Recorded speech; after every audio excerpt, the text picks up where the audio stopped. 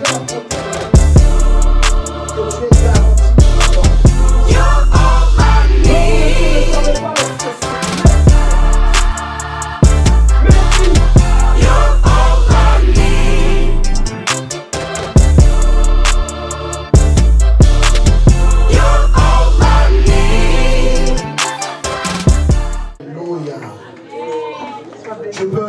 peux prendre ta place et nous allons prendre nos Bibles.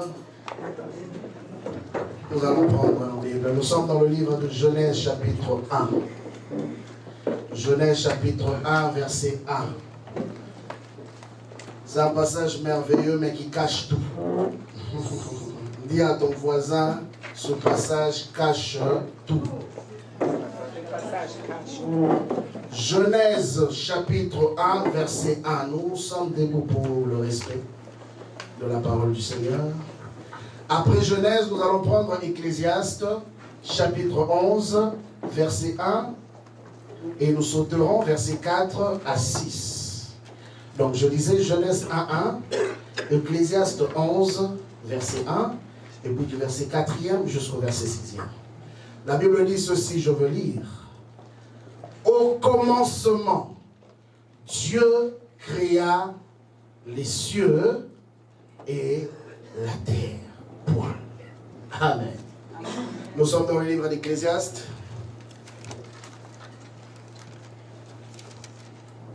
Ecclésiaste chapitre 11, verset 1. Et nous allons sauter du 4e au 6e verset. La Bible dit: jette ton pain sur la face des eaux, car avec le temps, tu le retrouveras. On saute. Celui qui observe le vent ne s'émera point. Et celui qui regarde les nuages ne moissonnera point. Car tu ne sais pas quel est le chemin du vent, ni comment se forment les eaux dans les ventres de la femme enceinte. Tu ne connais pas non plus l'œuvre de Dieu qui fait tout. Est-ce qu'on a dit qu'il fait seulement quelques affaires et d'autres non? Tout. Qui fait tout. Dès le matin, sème ta sémence. Et le soir, ne laisse pas reposer ta main, car tu ne sais point ce qui réussira. Ceci ou cela. Ou si cela et l'autre sont également bons. Amen. Nous pouvons reprendre nos places, nous acclamons la parole du Seigneur. Amen. Seigneur, je prie pour ta parole ce matin. Serre-toi simplement de ma bouche, parle à ton peuple et révèle-toi encore. Au nom de Jésus, comme ta grâce. Amen. Amen. Alors ce matin, nous allons commencer un sujet que Dieu m'a mis à cœur il y a de cela 2 ans exactement. C'est depuis 2021 que le Seigneur a mis ce sujet dans mon cœur, mais je n'ai jamais eu l'occasion d'enseigner, de prêcher là-dessus. J'en ai parlé à quelques personnes et même ça fait partie d'un projet, d'un livre que je compte écrire. Mais ça va être la première fois que nous allons partager là-dessus. Quelques personnes ont déjà eu l'occasion, j'ai déjà eu le temps de parler avec certaines personnes avec qui nous parlons souvent par rapport à ce que Dieu m'avait mis à cœur concernant ce sujet. Au fait, notre sujet est simple. C'est simplement Dieu, l'entrepreneuriat et la mission. Amen. Amen. Amen. Dieu, l'entrepreneuriat et la mission.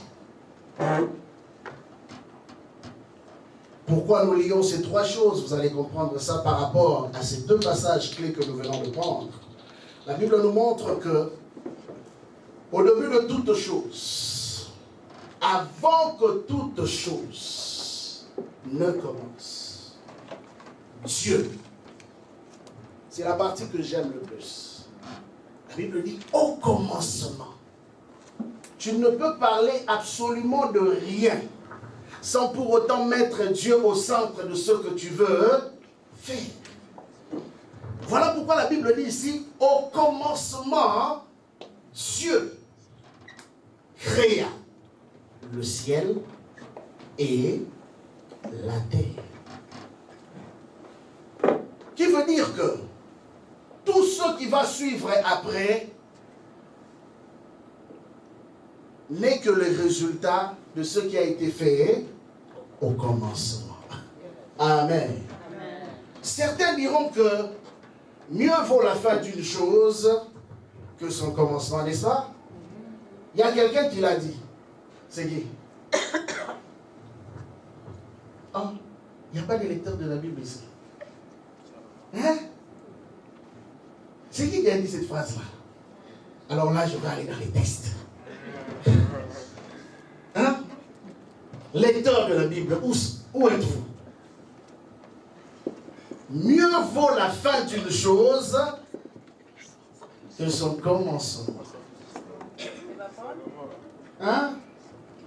En tout cas, j'ai plusieurs noms dans mes oreilles. Salomon, Paul. Qui encore? Cherchez-moi un autre nom. Je vois qu'il y a moins de personnes qui lisent Proverbes ici. Hein? Salomon l'a dit et Jésus l'a confirmé. Mais pourquoi il a dit mieux vaut la fin d'une chose que son commencement? C'est là que nous allons venir. Mais ici, la Bible, quand Moïse a commencé à écrire, la première chose qu'il a voulu mentionner, vous savez, Moïse c'était un juriste. Moïse était un homme très intelligent. Moïse était un homme qui connaissait ce qu'il écrivait. C'est pas pour rien que Dieu a choisi que la loi passe par Moïse. Parce que c'était un homme qui connaissait l'importance de chaque mot et de chaque écriture. Il a évolué dans un pays qu'on appelle souvent le pays qui a été l'ancêtre des Écritures, l'Égypte.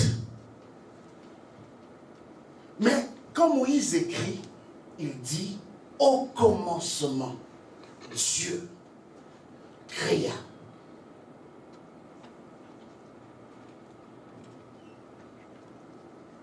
L'un de mes fils m'a appelé, il m'a fait rire. Il m'a dit, après tant de mois, tant d'années, un autre de fils lui dira, je crois que pour ce dossier-là, qu'on avait déjà commencé, il faut maintenant qu'on prenne le temps de bien prier pour le dossier. Pour que Dieu puisse nous parler. Alors lui s'est arrêté, il a dit, mais non, tu ne peux pas me dire après tant de temps qu'on a déjà entamé le dossier, que c'est maintenant qu'il faut prier. J'aimerais te dire une chose ce matin, prie avant de tout faire. Amen. Amen. Avant de t'engager, avant même de commencer un dossier, une entreprise, avant de te marier, avant de faire n'importe quoi, prie d'abord. C'est pourquoi Moïse avait compris que si Dieu n'était pas au début, tout le reste allait être nul. Il dit, Dieu créa le ciel et la terre. Qu'est-ce qu'il voulait dire? Au fait, en réalité, c'est un message que Moïse est en train de lancer à l'homme. Pour emmener l'homme à comprendre. Et c'est une phrase simple et courte. Et ça finit par un point. Et quand on finit une phrase par un point, ça veut dire que la pensée globale de la phrase est terminée. En dehors de ça, il n'y a pas une autre pensée. Qu'est-ce que Moïse voulait nous enseigner? Moïse voulait nous enseigner ceci. C'est que tout ce que nous voyons, tout ce qui existe, a un seul auteur. Et celui qui gouverne sur ce qui est élevé et sur ce qui est en bas. Vous savez, souvent il nous arrive de penser que certaines choses élevées sont hors du contrôle de Dieu. Vous savez, l'une des raisons pourquoi dans les grandes entreprises, on a souvent tendance à initier les gens dans les sciences occultes et à les mentir que si vous allez dans telle ou telle autre loge, vous allez avoir une position élevée. C'est parce qu'en réalité, ces hommes ne croient pas que le créateur de toutes choses, qui est Dieu, est capable de prendre quelqu'un, un homme, d'un lieu très bas pour l'emmener à un lieu très élevé. N'est-ce pas que nous avons l'habitude de chanter une chanson que nous aimons bien ici? Jéhovah, tu es élevé, tu es le Dieu très haut. Pourquoi nous le disons? Un homme un jour a compris dans sa vision que là où les choses visibles se limitaient, Dieu était au-dessus de ce qui était limité. Et j'aime ce que Salomon dit un jour. Salomon, dans toute sa sagesse, il a compris. Et il a dit, même les cieux ne peuvent te contenir, ni les cieux de cieux. Bien-aimé, n'est-ce pas que l'homme de Paul nous parle de 3 ciels, on peut dire 3 cieux. Mais Salomon va dire, même les cieux des cieux. Amen. Qu'est-ce que Salomon voulait nous enseigner? Ne peuvent te contenir. Bien, mais j'ai toujours imaginé, par moments je m'assois, même quand les choses semblent être compliquées, hein, je m'assois, je commence à réaliser Dieu. Qu'est-ce que je veux dire par là? Je commence à réaliser Dieu. Je m'assois, je dis, bon, ok, si petit que je suis, si le monde entier, dans son existence, la galaxie dans son existence, jusqu'à présent, la science ne fait que découvrir des planètes. À l'école primaire, on nous avait enseigné qu'il y avait 9 planètes. On arrive en secondaire, on nous dit qu'il y a plus que 9 planètes. On dépasse encore ça. Jusqu'à présent, on ne sait pas calculer le nombre de planètes qui existent. Donc, on sait comprendre une chose. S'il y a un créateur qui gère toutes ces choses que l'humain dans son intelligence n'arrive ni à comprendre, ni à saisir, et cette personne-là, dans toute sa grandeur et sa splendeur, décide de prendre un petit corps qui est le tien, qui est le mien. Et il dit, je fais de toi mon habitation. Alors, comment le surnaturel peut être aussi une chose impossible pour toi? Nous avons chanté tantôt les surnaturels. Hein? On n'a pas catché la chanson, hein? Vous chantez quoi alors? Les surnaturels et les naturels pour moi. Amen. Amen. Le surnaturel et le naturel. Donc, ce qui semble être surnaturel, au-dessus du naturel, pour Dieu, est tout à fait naturel. Amen. Et c'est pourquoi j'aime le livre de 1 Corinthiens chapitre 2. La Bible dit que c'est que nul homme n'a vu, c'est que nul homme n'a entendu, et c'est que nul homme n'a eu à penser, ce qui n'est point monté dans la pensée d'un homme. C'est ce que Dieu a préparé pour ceux qui l'aiment. Qu'est-ce que Paul voulait dire? Paul voulait simplement dire que si tu vois ce que tout le monde voit, c'est que tu n'as pas encore atteint Dieu. Ok. Si tu entends ce que tout le monde entend, c'est que quelque part, tu n'as pas encore atteint Dieu. Si tu ne penses que ce que tout le monde pense, c'est que quelque part, tu ne connais même pas Dieu. C'est ce que Paul voulait dire. Paul voulait simplement dire que, avec ceux qui marchent avec lui, Dieu ne fait pas des choses ordinaires. Dis à ton voisin. Amen. Amen. Dieu ne fera pas des choses ordinaires avec lui. Amen. Dieu ne fera pas des choses ordinaires avec lui. C'est ce que Paul voulait enseigner. Que Dieu ne fait pas des choses ordinaires avec ses enfants. Bien aimé, chaque fois que je lis les exploits des hommes de la Bible, par moments je me donne de la manière dont Dieu est stratégique. À certains, il a donné la sagesse, qui dépassait la sagesse de tout le monde. À certains, il a donné la force physique. Je me suis toujours posé la question, Samson. Donc toi là, ton onction c'est juste pour taper les gens.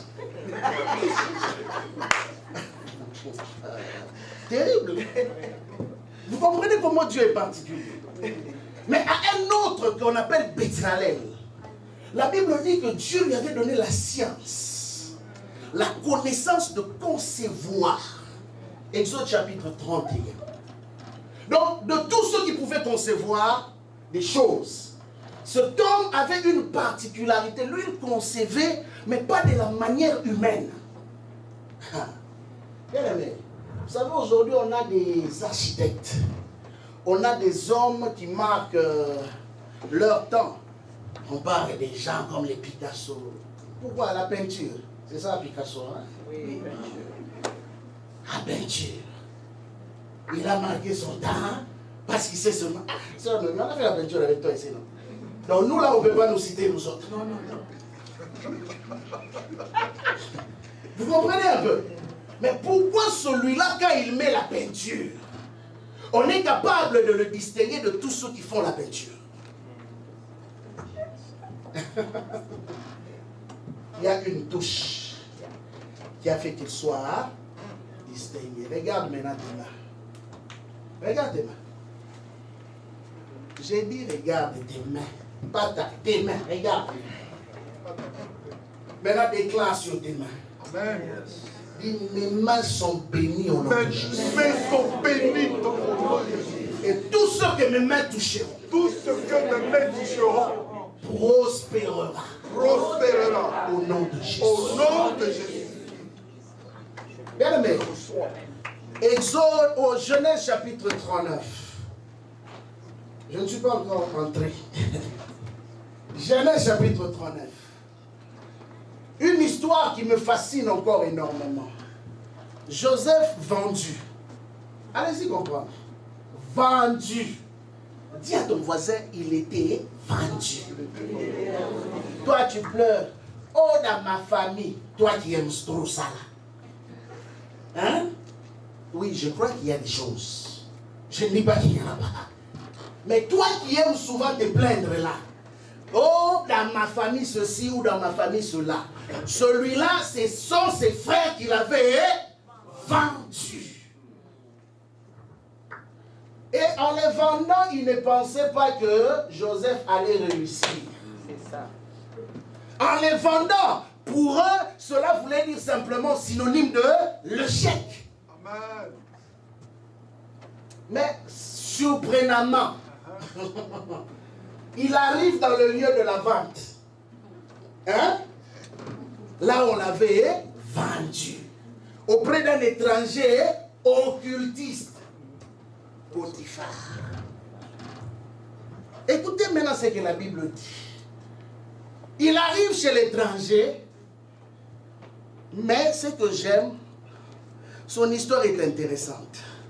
On dit, Dieu, l'Éternel, fut avec lui. On peut te vendre. On peut te faire du mal. Amen. On peut te trahir. Mais la différence c'est ceci. L'Éternel, assure-toi que l'Éternel est avec toi. La Bible dit l'Éternel fut avec lui, même dans sa vente. Dieu était là. Amen. C'est pourquoi ici Moïse Moïse dit, au commencement, Dieu. Bien aimé, l'un des hommes dans la Bible qui m'a le plus surpris, c'est Joseph.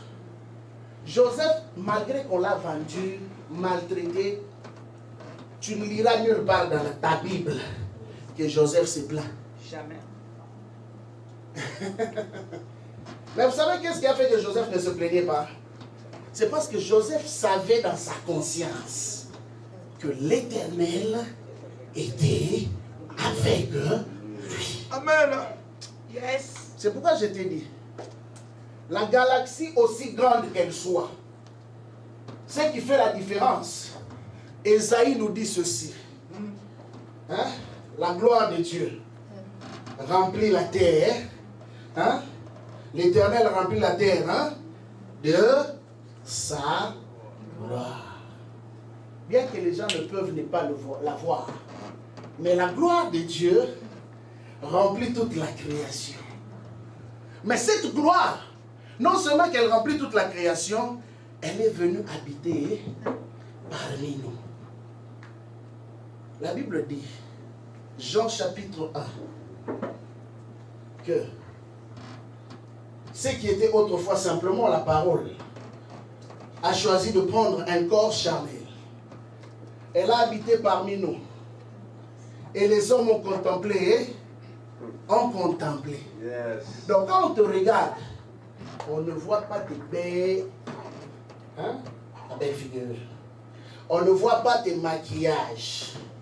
On ne voit pas ton parfum, tes habits. Ce que les hommes doivent voir quand ils te regardent toi, c'est la gloire. Yes. C'est la gloire de Dieu dans ta vie qui fera toute la différence. Bien aimé, tu peux être intelligent. Les intelligents, il y en a beaucoup. Tu peux être, je ne sais, la plus belle ou le plus beau. Oui, il y en a aussi. Mais une chose qui va te distinguer de tous les beaux, de toutes les belles. Ah, sois comme Esther. La Bible dit qu'on a choisi toutes les belles filles du village, du royaume, qu'on a emmenées auprès du roi. Mais il y avait seulement une seule où la faveur de Dieu s'était arrêtée. Et le roi n'a pu voir qu'une seule personne. De toutes ces belles jeunes filles qu'on lui avait présentées, son nom c'était Esther. Bien aimé, quand la gloire de Dieu est sur la vie de quelqu'un, je peux vous dire que même quand tu étais caché, on te verra. Amen. Amen. Amen. De par son nom, ça voulait dire étoile cachée. Esther. Mais, on a réussi à la démarquer. À la voir, même au milieu de sa cachette. Parce que la gloire qui était sur sa vie ne pouvait pas être cachée. C'est pourquoi Jésus dit, quelqu'un ne peut pas allumer la lumière et la mettre sous la table. C'est impossible. Quand tu as la lumière, tu as la lumière. Même quand tu ne parles, est-ce que la lumière a besoin de parler? Est-ce que quand on a allumé, il a dit, je suis allumé? Non? On a simplement le matin qui faisait noir. Est-ce que tu peux éteindre?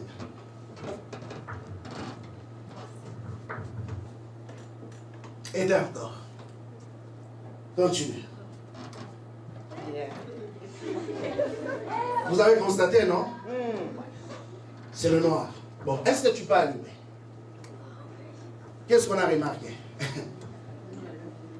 Mais quand on a éteint, même ceux qui sont plus clairs que moi, je ne les ai pas vus. Ok.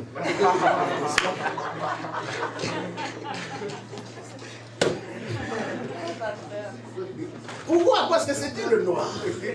Dans le noir, tout est noir. Est-ce qu'on peut acclamer?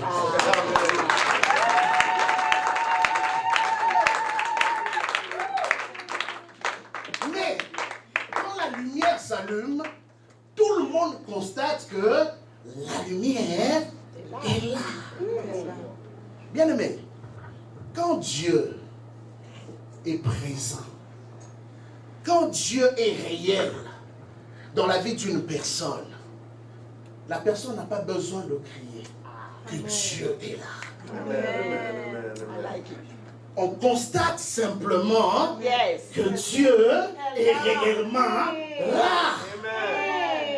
Joseph n'avait jamais dit à Potiphar que moi j'ai eu une vision un jour dans ma vie. Moi j'ai des prophéties dans ma vie. Non, Potiphar a constaté que de tous les serviteurs qui étaient dans sa maison, un seul, quand il faisait le travail, les choses étaient différentes, c'était Joseph. Et la Bible dit que Potiphar lui-même a décidé de lui donner une promotion. Il dit non, toi tu n'es pas comme les autres. Bien aimé, quand Dieu est là, on va remarquer que tu es vraiment différent de tout le monde. Dans ton milieu de travail, dans ta famille, dans ton entourage, les gens diront que tu es différent. Comprenez que avant d'entreprendre quoi que ce soit, tu dois d'abord toi-même constater ta différence. Vous savez pourquoi beaucoup de gens échouent? Tu vois l'autre vendre les oranges. Toi aussi tu te réveilles. Ah, comme lui il vend les oranges. Moi si je peux commencer à vendre les oranges. Toi tu vas échouer. Tu ne sais pas qu'est-ce qui l'a poussé lui à commencer à vendre les oranges. Hein? Quand tu ne sais pas reconnaître la différence qui est dans ta vie, tu envieras ce qui est dans l'autre. Parce que tu ne peux pas commencer à entreprendre quand tu n'as pas la connaissance de ce que Dieu a donné à tes mains. C'est pourquoi Dieu pose la question à Moïse. Qu'as-tu entre tes mains? Qu'as-tu? Est-ce que tu le sais au moins? Moïse dit un bâton. Donc pour lui c'était un bâton. Mais au moins il a reconnu que c'était un bâton. Toi tu connais les bâtons que tu as. Est-ce que tu sais même si tu as un bâton? Alléluia, amen.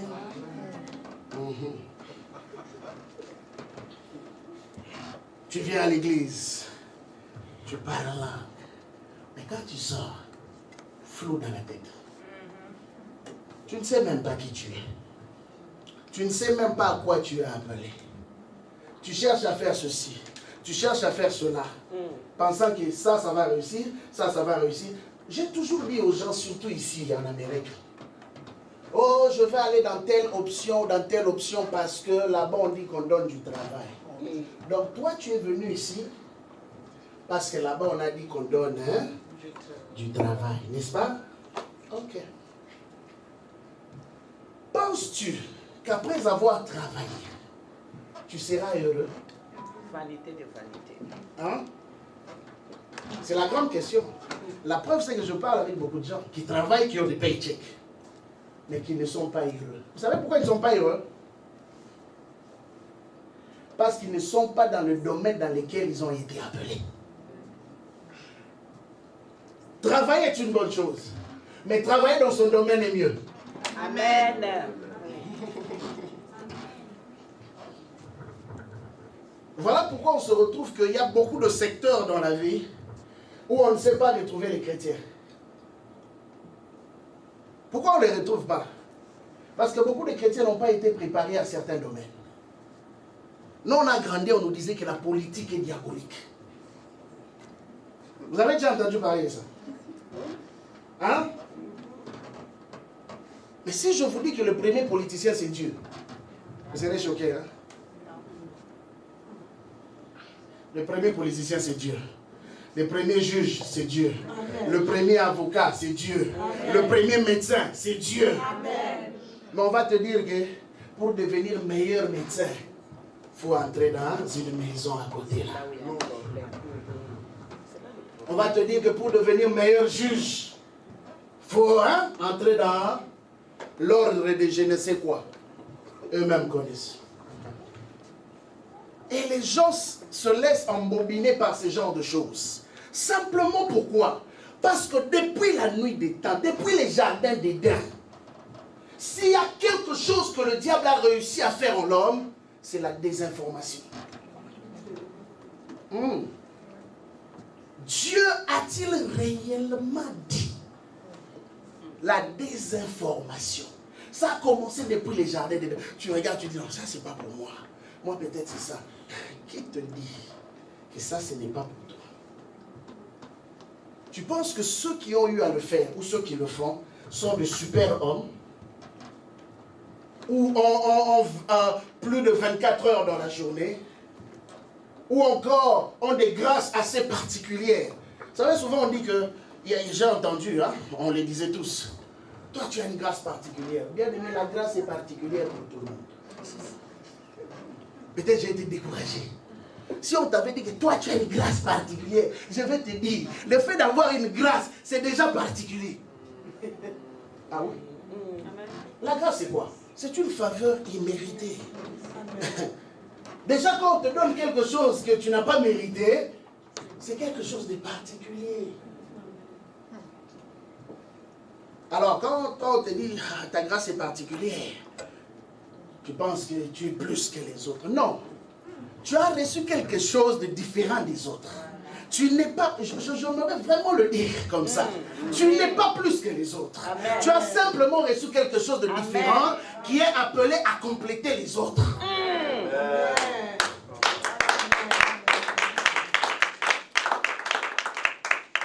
C'est pourquoi vous remarquez que beaucoup, Caïn est devenu jaloux de son frère. Caïn est allé tuer même son frère. Parce qu'il n'avait pas compris le principe de la grâce. Bien aimé, même dans l'église du Seigneur, nous n'arrivons pas à cohabiter ensemble, nous n'arrivons pas à explorer le talent de chacun et de l'autre, simplement parce que nous n'avons pas compris que nous vivons dans la complémentarité, non pas dans la compétition. Amen. Amen. Bien dit. Si mon frère fonde une entreprise, je dois être la première personne à l'encourager. Je dois être la première personne à le soutenir. C'est ça que doit être une église. C'est que je n'ai pas, l'autre là.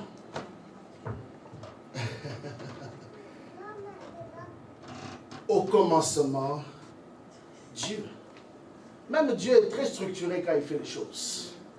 Dieu est très ordonné quand il fait les choses. Dieu ne fait pas les choses en désordre.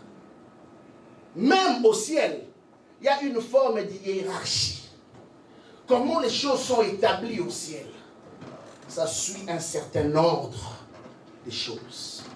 Et il est important de comprendre que même dans l'église du Seigneur, pour que les choses avancent, il faut que l'église marche selon un certain ordre. Là où il y a le désordre, Dieu est absent. Amen. Amen. Alors j'aimerais te dire ceci. Si tu es désordonné dans ta vie personnelle, parle la langue comme tu veux. Viens à l'église du lundi au dimanche. Dieu est absent. Je le dis lentement, pour que tu ne sois pas trop choqué. Dieu, la Bible est claire, la Bible dit que Dieu n'est pas un Dieu de désordre. N'est-ce pas? Alors, vous allez remarquer que ceux qui réussissent dans la vie sont des gens qui sont ordonnés. Dis à ton voisin ou à ta voisine, et tu es ordonné? Non, n'aie pas peur de les regarder. Regarde bien dans les yeux et dis-lui, et tu es ordonné?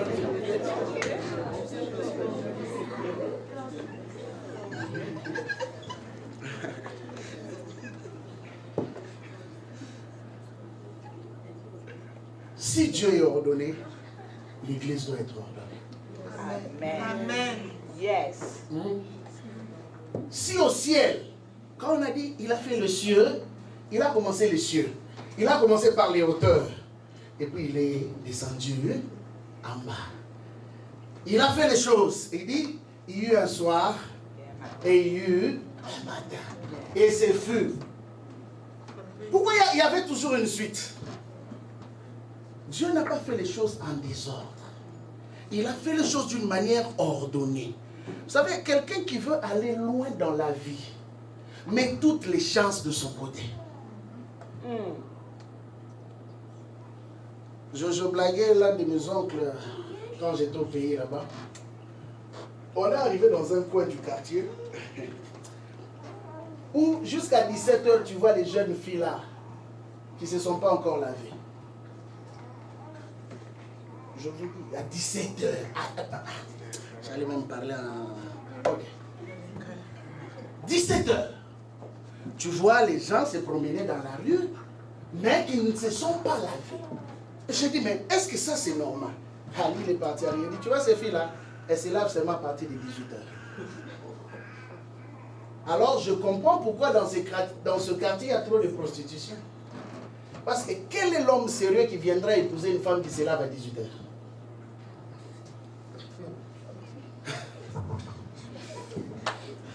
C'est un genou quand même. Ah, là, il n'y a pas d'avis. C'est compliqué. Vous comprenez un peu?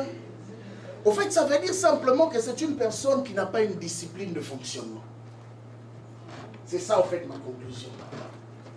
Comment tu peux te réveiller du matin jusqu'au soir, vous les retrouvez dans les coins, entre amis, ça se part, à 18h, là, elles se font belles pour aller je ne sais où. Bon, ils connaissent là où elles vont. Je me pose seulement la question si elles savent préparer. Si elles savent tenir la maison. Parce que, écoutez, la Bible dit ceci. Celui qui sème, moi je traduis ça comme ça. C'est lui qui sème lui-même. Prend soin de son corps, n'est-ce pas? Alors, comment toi tu peux vivre dans la saleté? En tout cas, excusez-moi, c'est juste une parenthèse que j'ouvre. Toute la journée, donc ça veut dire que même chez toi, si on va vraiment entrer chez toi, fouiller là, on va trouver des choses. Des choses et des choses. Alors, comme ça, là, tu vas venir à l'église vraiment gaspiller l'onction des pasteurs. Priez pour moi, mariage, esprit de célibat. Ces gens de personnes-là aiment trop l'esprit de célibat. Mais elles oublient que l'esprit de célibat n'est que la conséquence de leur comportement. Hein? Bien-aimé, un homme qui ne fait pas de projet n'ira nulle part. Amen. Tu ne peux pas te réveiller du matin jusqu'au soir sans projet. Et tu trouves que c'est normal. Vous savez, les années passent vite. Hein? Quand je réalise, quand j'ai vu ma fille danser là, j'ai réalisé qu'il y a quelques années, elle n'existait pas. Vous comprenez? Et quand elle se tient à côté de moi, elle est pratiquement là. J'ai réalisé que, oh, ça passe très vite, hein. Ça passe très vite. Qui lui a appris à danser? Je ne sais pas.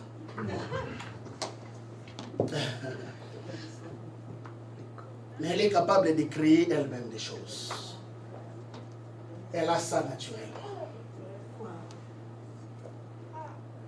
Mais cela nous interpelle et nous emmène à comprendre que si toi tu gaspilles ton temps à ne rien faire, les choses dans la vie évoluent. Et les choses dans la vie ne t'attendront pas.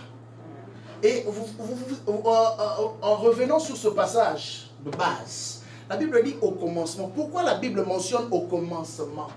Au fait, la Bible voulait nous placer dans une ligne de temps. Bien aimé, tout ce qui se fait sur la terre, dans l'existence, est basé sur le temps. Si tu penses que tu as encore le temps, sache-le, le temps court vite. Voilà pourquoi le livre de Proverbes nous dit. Ça, c'est vraiment le livre de Proverbes qui vient nous enseigner. La Bible dit que si tu jettes ton pain dans l'eau, après quelque temps, le pain va te revenir. Après avoir absorbé de l'eau, le pain va remonter. Le même pain que tu avais jeté. Mais le problème, c'est celui-ci. Ce n'est pas le fait d'avoir jeté.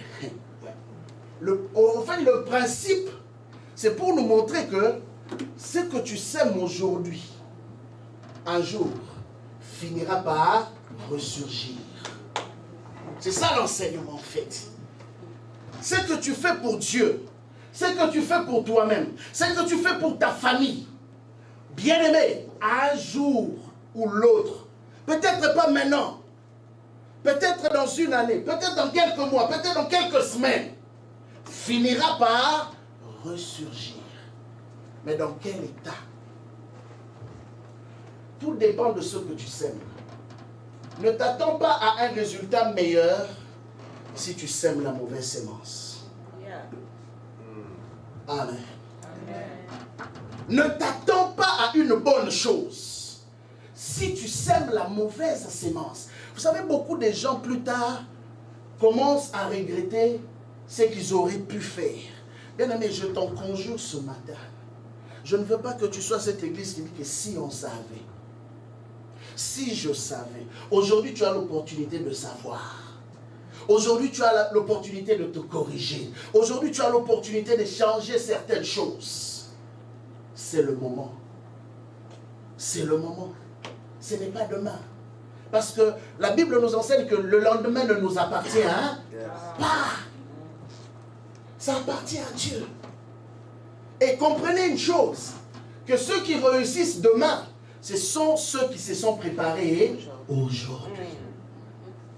La gloire ne vient pas au hasard. Oh, il y a quelqu'un qui a dit un langage un jour, il m'a dit, ah, il est venu de nulle part. Et là, moi j'ai dit, non, tu te trompes. Pendant que toi tu pensais qu'il était nulle part, lui il était en train de travailler dans les secrets. Il n'y a personne qui ne vient de nulle part.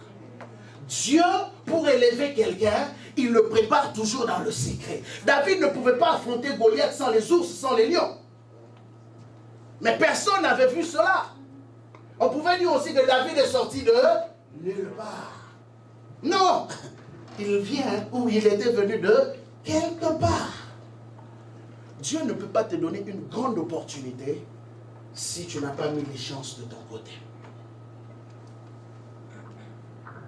C'est maintenant que tu dois commencer à bâtir une structure tout autour de toi. Église de Dieu. Vous savez, il y a des niveaux, il y a des endroits que quand tu regardes, tu vois cela comme étant lointain. Tu te dis peut-être que non, ça ce n'est pas fait pour moi. Bien aimé, tout humain qui a les 100 couleurs rouges, à moins que tu sois un avatar, tout humain qui a le 100 couleurs rouges est appelé à aller quelque part.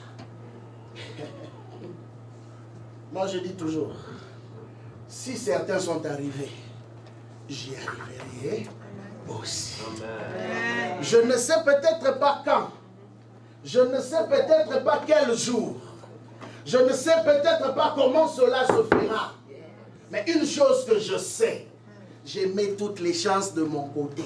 Je me prépare en conséquence parce que je sais qu'un jour, j'y arriverai. Bien aimé, Dieu ne fait pas de favoritisme. Dieu ne fait pas de favoritisme. Si certains ont vu la gloire de Dieu sur cette terre des hommes, tu peux aussi la voir.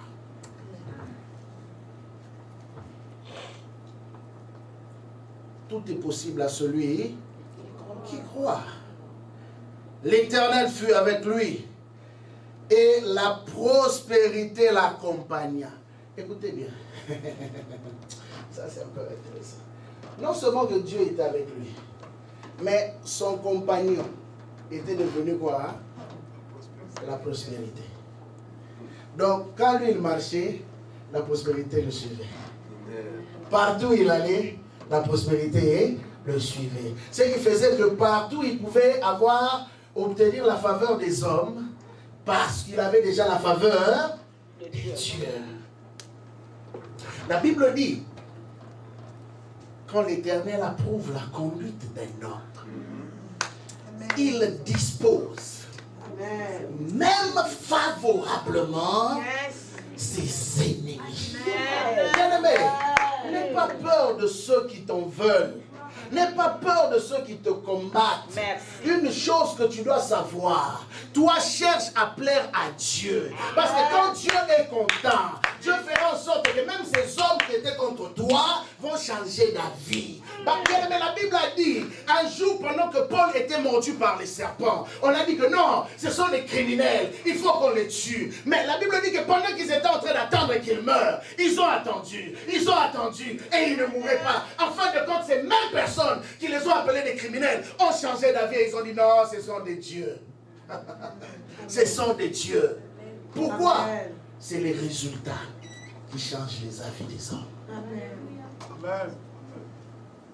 Et vous savez, Dieu aime être dans les résultats.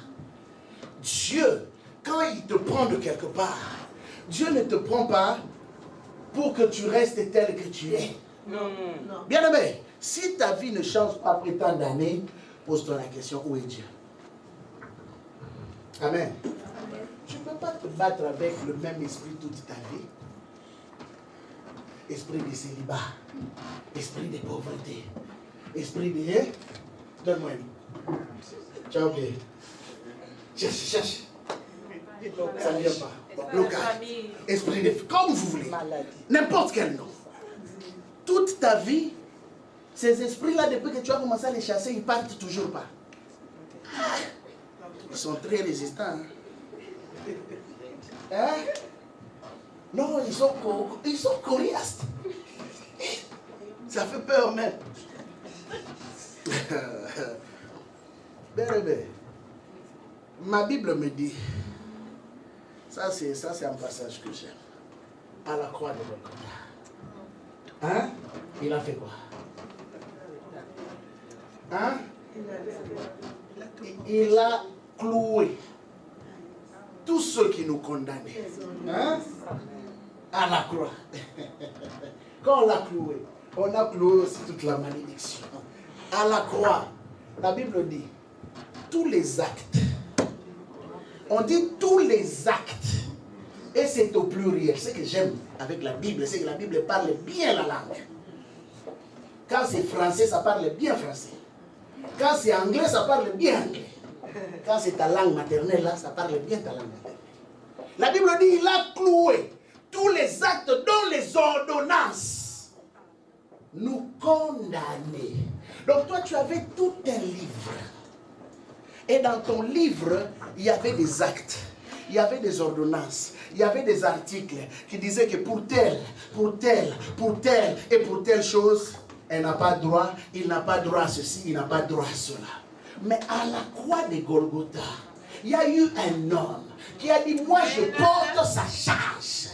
Moi je vais enlever toutes ces condamnations-là qui pèsent sur lui. Moi je vais enlever toutes ces condamnations-là qui pèsent sur elle. Pour lui permettre de pouvoir avancer comme Joseph a eu à avancer. Et la Bible dit, il a annulé. Il a annulé. Bien aimé, on a eu un politicien qu'on avait condamné, soi-disant. Ok. Voleur de millions. Condamné pour 20 ans de prison. Après, on ne sait pas quel miracle ça s'est passé. En tout cas, ce miracle-là, c'est un miracle que tous les chrétiens doivent vivre. 2 ans après, l'homme condamné pour 20 ans, disculpé de toutes ses charges, aujourd'hui, il se promène en homme libre sans chef d'accusation. Tout a été annulé. Ça, c'est Jésus qui peut faire ça. Imaginez-vous si les juges de ce monde sont capables d'annuler tous les chefs d'accusation d'un homme. Et quand Jésus annule, Jésus annule, ah bien-aimé, tu as un casier judiciaire vierge. La Bible dit que Dieu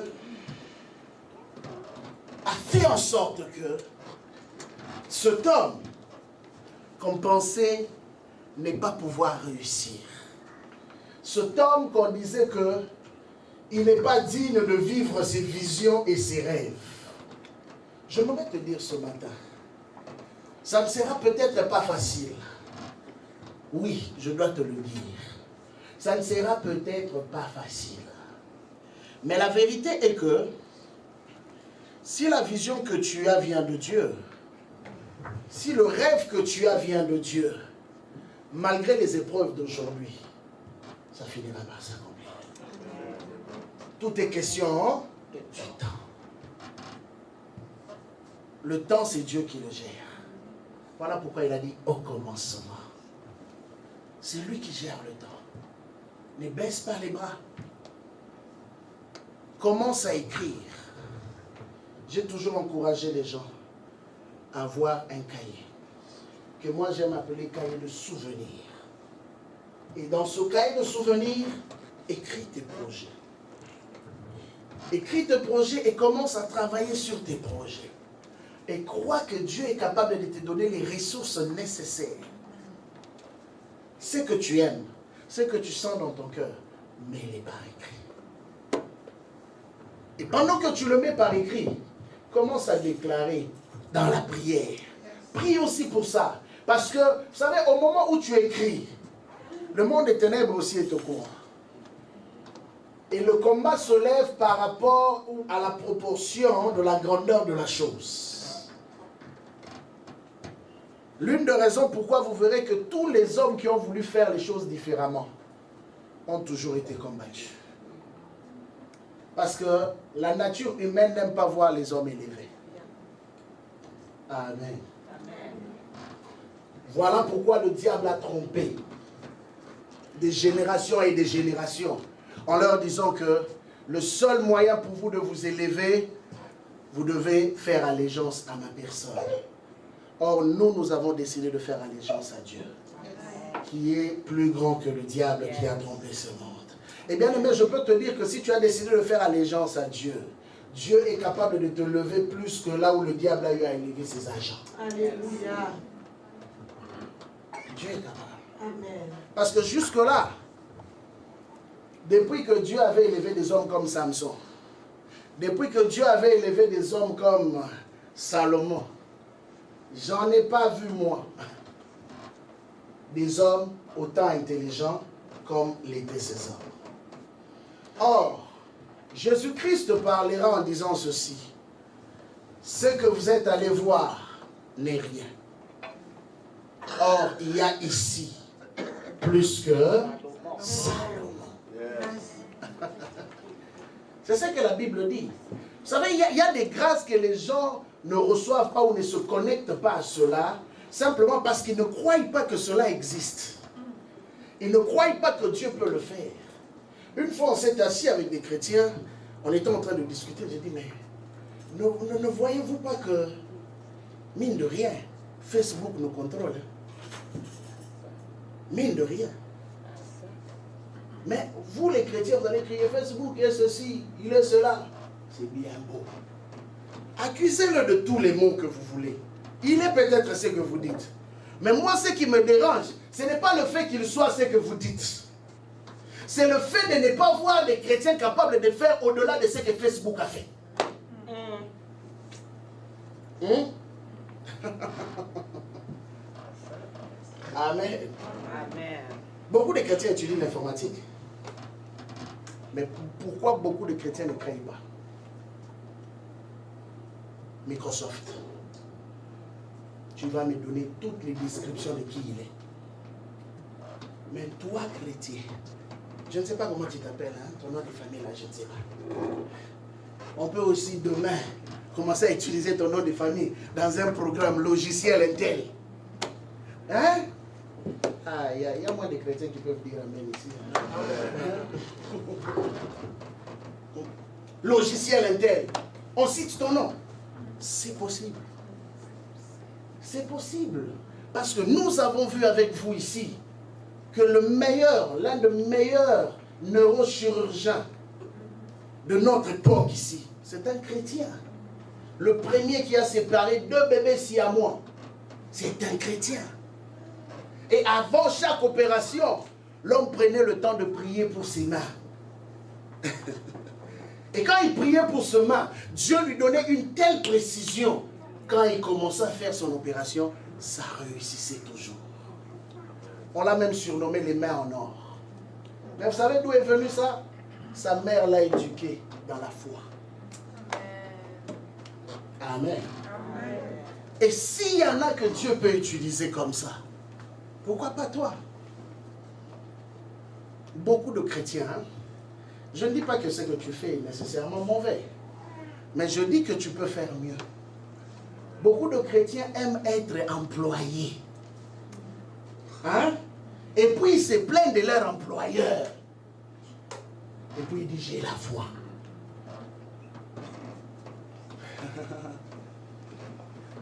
Quand il va au boulot après, oh, mes chefs n'aiment pas Dieu.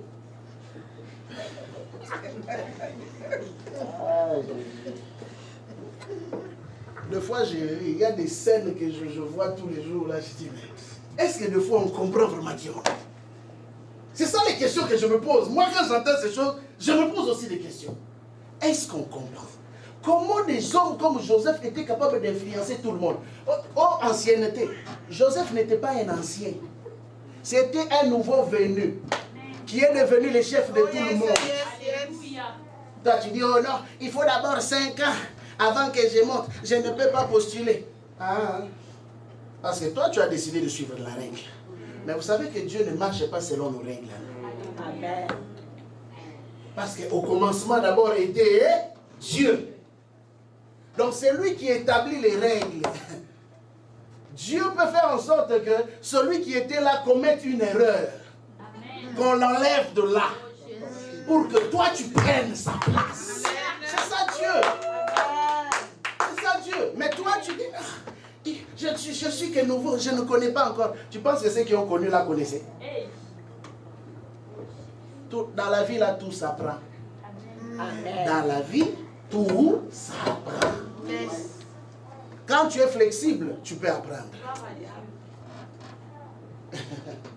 Et c'est seulement ceux qui sont prêts à apprendre qui peuvent aller loin. Et la foi comme la foi d'un enfant. Dieu travaille avec les hommes et les femmes de foi. Je pense que je vais arrêter là. Dieu travaille avec les hommes et les femmes de foi. Bien aimé, il n'y a rien qui ne peut se faire sans la foi. Et ne limite jamais les capacités de Dieu. Amen. Ne limite jamais. Vous savez, quand Job priait pour ses enfants, Job ne savait pas qu'un jour ses enfants-là allaient mourir et que plus tard il allait avoir le double de ce qu'il avait perdu. Ah, ça c'est un autre mystère qu'on expliquera un autre jour. Il ne savait pas cela. Mais prophétiquement, il priait pour tous ses enfants. Et la Bible dit qu'il donnait des offrandes pour tous ses enfants. Waouh! Waouh! Ces enfants-là sont morts. Mais leur offrande est allée parler à celui à qui ils ont offert l'offrande. Et plus tard, Dieu lui a donné le double. Et vous savez ce que cet homme va dire à la fin? Il dit, mon oreille avait entendu parler de toi. Bien aimé, beaucoup entendent parler de Dieu. Je vous dis, beaucoup de ceux qui viennent à l'église entendent les prédications. Beaucoup de ceux qui viennent à l'église, on connaît même comment les pasteurs prêchent. Mais peu voient Dieu. Alléluia. Il dit, mon oreille avait entendu parler de toi. Mais maintenant, mon œil. Maintenant, ma question que je me pose, dans d'autres versions, on dit mes yeux. Mais dans d'autres versions, on dit mon œil.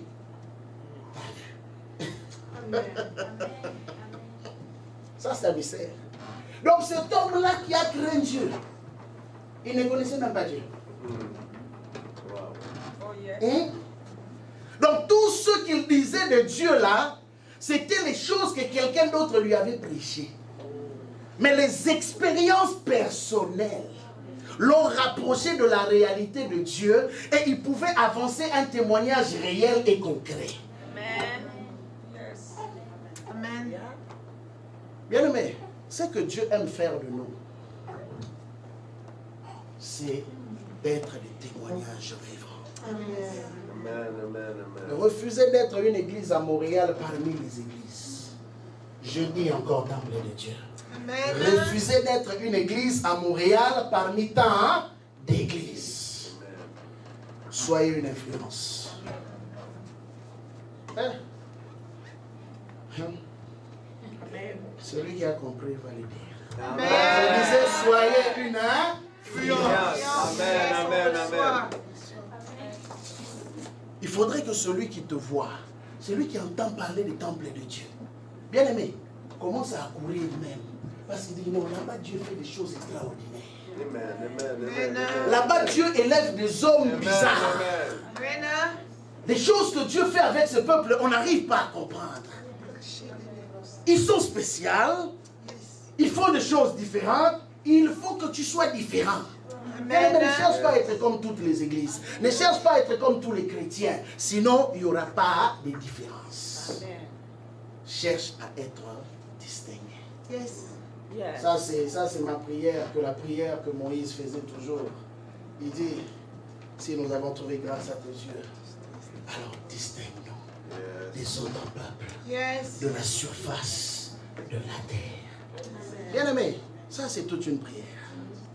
Et si tu dois commencer à prier, dis Seigneur, mes mains, telles que je l'ai dit qu'elles soient bénies, à partir de maintenant, je ne ferai plus rien pour rien. Tout ce que je veux faire, il faut que les hommes sentent que non, lui là, il est qui réellement? Au fait, cela doit susciter la curiosité des gens à commencer à vouloir chercher à te comprendre ou à savoir qui tu es. Parce que ce que tu fais laisse des marques. Dieu ne passe jamais à un endroit sans qu'on sache qu'il est passé. Amen. Amen. Et toi aussi ne passe jamais à un endroit Amen. sans qu'on sache que tu es passé. Amen. Est-ce que tu peux acclamer le Seigneur? Yes.